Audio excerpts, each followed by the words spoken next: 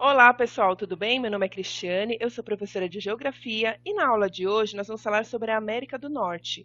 Então, antes, vamos lembrar aí, a gente já viu as duas principais regionalizações que a gente pode fazer do continente americano. No primeiro mapa que eu trouxe para vocês, a regionalização é usando o critério cultural, e também socioeconômico, que aí vai dividir a América em duas, em América anglo-saxônica e América Latina. E o segundo mapa, esse tipo de regionalização, é pela proximidade geográfica, então pela localização geográfica. Os territórios estão ali mais perto, então forma um bloco territorial, que aí divide a América em três: América do Norte, América Central e América do Sul. E aí a grande diferença, é o México, Então, o México, no primeiro mapa, ele entra como país latino, então América Latina, e no segundo mapa, ele entra junto com os Estados Unidos e Canadá e compõe a América do Norte. É essa regionalização que a gente vai utilizar para a aula de hoje, que divide o continente em três. Tá? Então, o primeiro, aspectos culturais e socioeconômicos, e o segundo, pela localização geográfica. Bem, então vamos começar a falar sobre a América do Norte. Eu trouxe aqui um mapa mundi para vocês localizarem o continente americano. O continente americano é bastante extenso, É o único que vai lá do Polo Norte praticamente até o Polo Sul. Então pega aí os dois hemisférios, o Norte e o Sul. E nós vamos falar hoje dessa primeira parte aqui da América do Norte. A América do Norte, então, é composta por Canadá, Estados Unidos, México, o Alasca, faz parte dos Estados Unidos, o Havaí também faz parte dos Estados Unidos, e a Groenlândia, tá errado aqui, tá escrito Groenlândia, Groenlândia, por esse critério de regionalização, da posição geográfica, esse território entra na América do Norte, mas é um território que pertence à Dinamarca, um país europeu. Então, a Groenlândia também entra na América do Norte. Bem, tem um aspecto, que influencia muito a América do Norte, um aspecto físico, que são as montanhas rochosas, Eu trouxe aqui uma foto, para vocês verem como é essa formação. Então, essas montanhas rochosas, elas se estendem, desde ali da porção norte, passa aí, pelo Canadá, Estados Unidos, até o México. Então, o clima, e a temperatura varia muito, porque as latitudes, são diferentes e tem outros fatores climáticos também. Mas aqui, por exemplo, nessa porção oeste aqui dos Estados Unidos, o clima é semiárido para árido, E a gente vai ver que a utilização aqui de alta tecnologia ultrapassa, os obstáculos naturais. Então, aqui é utilizada uma tecnologia de ponta, de irrigação, que permite que produtos agrícolas, principalmente de frutas, sejam produzidas sem o menor problema. Com o uso da tecnologia, eles conseguem irrigar sem problema. E vamos fazer também essa divisão, vamos voltar aqui. O México, é o único país aqui da América do Norte que não é desenvolvido, Então, o México é um país em desenvolvimento ou subdesenvolvido, e os Estados Unidos e Canadá são duas grandes potências mundiais, Principalmente os Estados Unidos, que é o principal, a maior potência mundial atualmente. Então, são países desenvolvidos e o México um país subdesenvolvido, bastante dependente, principalmente da economia dos Estados Unidos. E também nós temos, um outro aspecto físico importante, que são os grandes lagos que fica entre a fronteira do Canadá e os Estados Unidos. Então, cada um tem aí a sua porção, desses grandes lagos, mas é a maior reserva de água doce do mundo. Então, ó, fica localizado aqui, ó, que é a área mais industrializada e mais povoada, tanto do Canadá quanto dos Estados Unidos. Então, essa parte aqui, ó, que é o nordeste dos Estados Unidos, e o sudeste do Canadá. Bom? Então, esses grandes lagos é importantíssimo, Abastece ali toda essa região que é mais povoada dos dois países. Então, eu trouxe aqui um mapa, dos Estados Unidos. Então, os Estados Unidos é dividido aqui em estados federados, Então, cada estado desse possui a sua autonomia. A nossa Constituição Federal aqui no Brasil também dá autonomia, para cada unidade federativa. Às vezes, temos aí alguns problemas, de não se respeitar a autonomia, mas a nossa Constituição garante essa autonomia. E lá nos Estados Unidos isso funciona de forma muito mais rígida. E aí temos aqui o território do Alasca, pertencente também aos Estados Unidos, e o território do Havaí também pertence a eles. Bem, nós temos uma outra formação física importante aqui nos Estados Unidos também, ó, que fica nessa porção aqui mais alaranjada, não, né? Amarelo, que eu estou passando o mouse, que são os Montes Apalaches, né? Coloquei aqui a foto da formação para vocês verem. São um conjunto de montanhas, né? Aqui nesse território também, mas o clima não é tão seco, né? Porque está bastante próximo do Oceano Atlântico. Então, a América do Norte, né, como um todo, ele é banhado pelo Oceano Ártico. Deixa eu ver se o outro mapa aqui dá para vocês verem melhor. Aqui.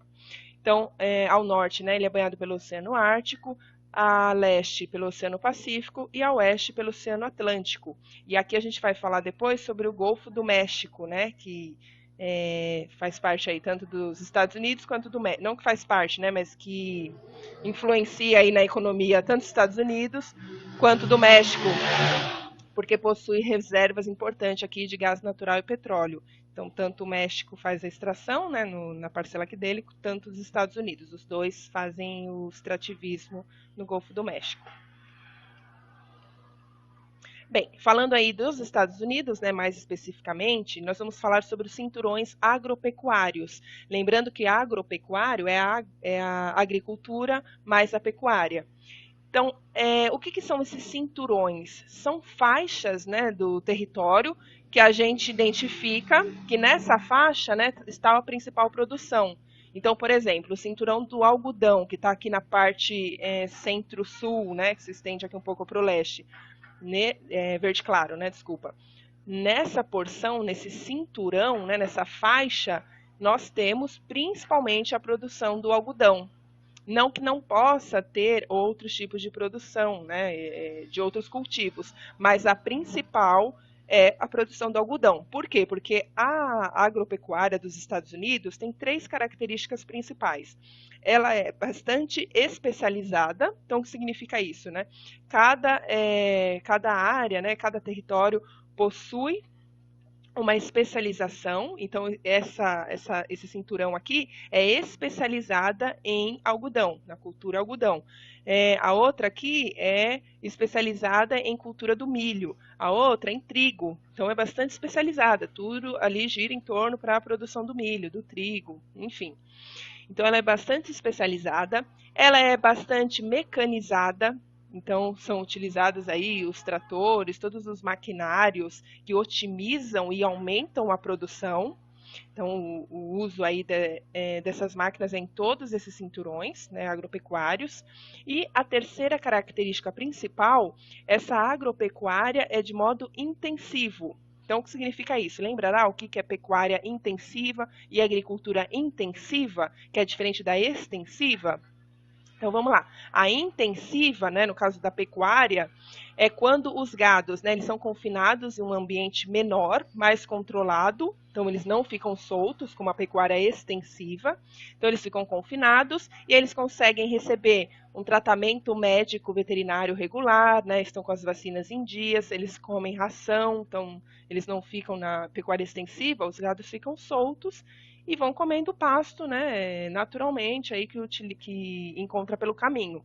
Na pecuária intensiva, não. Então, a produção é muito mais controlada. E por quê? Para aumentar a produtividade e aumentar o lucro. No caso da agricultura, né, o que é a agricultura intensiva? Então, são áreas menores, né, com cultivos de forma a corrigir o solo. Então, o solo daquele território não é muito bom para a cultura do milho, por exemplo. Então, o solo vai ser corrigido com produtos químicos, vai ser utilizado agrotóxicos, herbicidas, pesticidas. Então, tudo vai ser corrigido, né? Não vai se depender tanto das condições climáticas para aumentar a produtividade e aumentar o lucro. Então, é uma agropecuária bastante produtiva, né? Porque todos os recursos eles são mecanizados, intensivo e especializados, tá bom? Essas 3 características principais. Então, né, nós temos aqui, né, vamos lá, um por um, né? Então, a cintura do algodão, representado aqui por esse verde claro, o cinturão do leite, né, a pecuária leiteira, que está aqui em laranja, né? Que é essa parte aqui, ó, um pouco aqui do norte, do nordeste. Essa área aqui, ó, aqui estão os grandes lagos, tá? Essa porção aqui entre os dois territórios, em azul, são os grandes lagos. Então, essa parte aqui, né, do nordeste aqui, né, dos Estados Unidos, principalmente, e o sudeste do Canadá, são as áreas mais industrializadas, tanto dos Estados Unidos quanto do Canadá, e as áreas mais povoadas, né? Então, a gente vai ver aqui que tem uma força industrial bem forte aqui, né, na próxima imagem aqui, no próximo mapa que eu trouxe.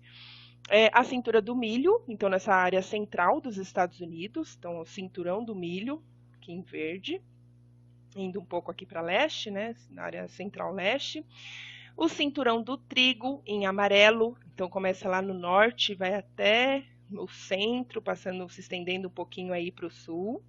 Então toda essa parte aqui, e tem uma pequena parcela no lado oeste-norte. O cinturão da fruticultura, aqui em que cor que é essa? Roxo, né? Roxo lilás, que é aqui na costa oeste dos Estados Unidos, tem um pedacinho aqui, e aqui também na Flórida. Então aqui, principalmente aqui, né, onde nós temos aquela formação, né, dos Apalaches, é utilizado alta tecnologia de irrigação. Então, principalmente frutas são produzidas aqui nesse cinturão. Aí aqui, né, em achurado, né, que a gente fala, essa parte aqui listrada, é o cinturão industrial, né, que a gente vai ver aí os dois principais daqui a pouquinho. Então, essa parte toda aqui é o cinturão industrial. O que significa isso? Né? Está concentrado ali as indústrias bem especializadas nessa faixa. Então, os polos principais estão aqui, né? E o cinturão da pecuária, em lilás, né, que é toda essa parte oeste, e o cinturão da policultura e criação de gado, nessa parte aqui rosa, né? Pega aqui um pouco da área central, leste e essa parte sul-leste. Certo? Então, essas são as principais culturas produzidas pelos Estados Unidos. São produzidas outras, claro, mas essas são as principais, né? As mais especializadas, né? Mecanizadas, são esses cinturões. E agora nós vamos ver quais são os cinturões industriais, né? Então, nós temos dois principais, né? O da Manufacturing Belt, né? E do Sun Belt. Então, das indústrias, né? O cinturão das indústrias e o cinturão do sol. Então, aqui em azul, né? Então, é o cinturão industrial. Então, essa parcela aqui, ó, perto dos grandes lagos e a parte do nordeste, né? O norte e nordeste. Então, tem aqui as indústrias de alta tecnologia, principalmente automobilísticas, né? Detroit foi aí a grande capital automobilística, né? Antes das crises do petróleo. E todas as empresas de ponta, né? Estão aqui. Então, ó, Boston, Nova York, Chicago está aqui. Então, aqui é a área mais importante, né? Da indústria americana. E nós temos, né? O cinturão aí do sol, que é toda essa parte aqui em roxo. Então, nessa parte aqui do roxo, nós temos, né, polos tecnológicos importantes. Então, informática, eletrônica fina, todos os... aqui que também tem o Vale do Silício. Nós temos os polos tecnológicos, né, principalmente aqui no Vale do Silício, nós temos a formação das principais empresas, então Google, Apple, Microsoft, então estão todas concentradas nesse cinturão. Indo aqui para o Canadá, né, trouxe aqui um mapa do Canadá para vocês verem. O Canadá, metade do território dele, né, a metade norte dele, é pouco habitada porque é uma região muito fria, né, então o frio é extremamente rígido. Então a população se concentra mais na parte sul do Canadá. Então a parte norte, né, a baixa densidade demográfica, então tem pouca população, né, residente aqui, mas tem pouca. E onde se concentra mais é na parte sul, principalmente no sudeste aqui, principalmente nessa região aqui, perto dos Grandes Lagos, né, que eu falei, que é principalmente Quebec e Ontário. Certo? Então, essa parte aqui tem a maior densidade, né, populacional, e a parte do norte é a mais fria.